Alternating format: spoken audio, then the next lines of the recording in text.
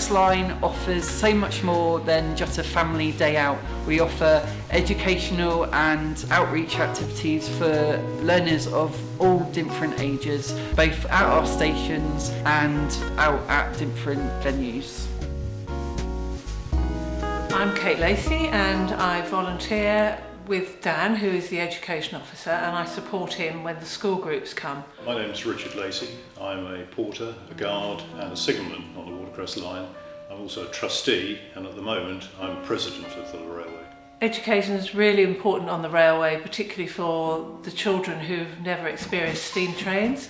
The roles they played in the past, for instance during the war, and how they were set up in the Victorian times. So it's part of their learning that they do at school, and it just adds to their knowledge. I think education is important for everybody, and we have a very important role to play, I believe, in showing people how railways have evolved over the years, the functions that they've performed, and teaching people about the many skills, quite arcane skills now, that are required to run the railway. I think it's really important that we should be able to enthuse young people to take an interest in the railway, because in future years they will have to be the people who will run it.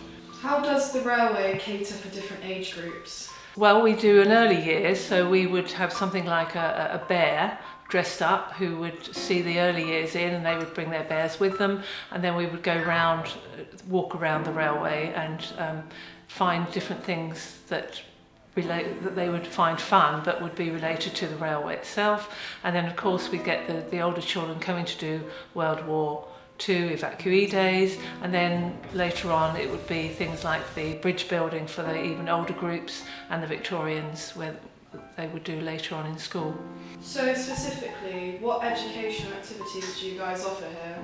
For the school groups, they go on a train ride and then they come back and do a workshop, i.e. they're looking at the money that was used during the World War II and beyond. They come and they experience an evacuee day, as the children would have left the cities for the country. So they come dressed up, often in clothing that they pretty much would have worn during World War II. And when we're on the train, they would fill out an ID form and send a postcard home to their parents, who, in theory, they are leaving behind. Other topics they would be covering at school would be the Victorian era. So they would learn a little bit at school, then come here, and the volunteers often dress up in Victorian clothing, and then they would walk around and they'd be shown various parts of the railway which were Victorian, basically. For instance, the waiting room that we're in now, and all the rolling stock and the carriages would be very similar to what the Victorians would have experienced.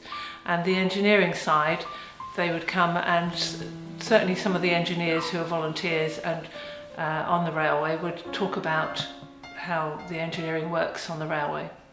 Every year we try to put on as wide a range of events as possible so that it will appeal to the maximum number of people. We have everything from steam and diesel galas, where we will run not only our own steam locos but visiting engines. We do lunches and dinners on the railway, and there are special events for people who are particularly into engines, and they can come and photograph the engines, etc. We have a vintage vehicle weekend. We have Thomas events, we have a wizard event in the autumn, and the jewel in our crown at the moment is our steam illuminations, which takes place in December leading up to Christmas.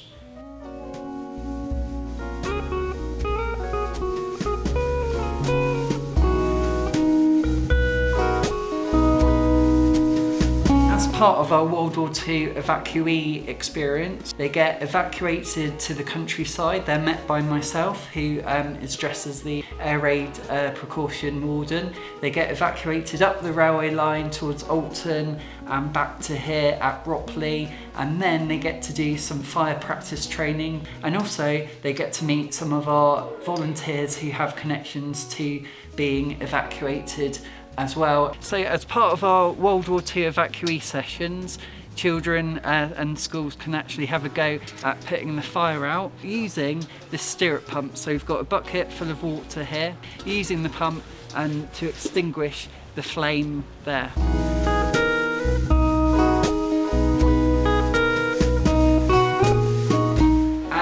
a quick sneak peek of what we can offer learners of different ages here at the Watercress Line. Please look on our website for further details and for more information. We hope to see you soon.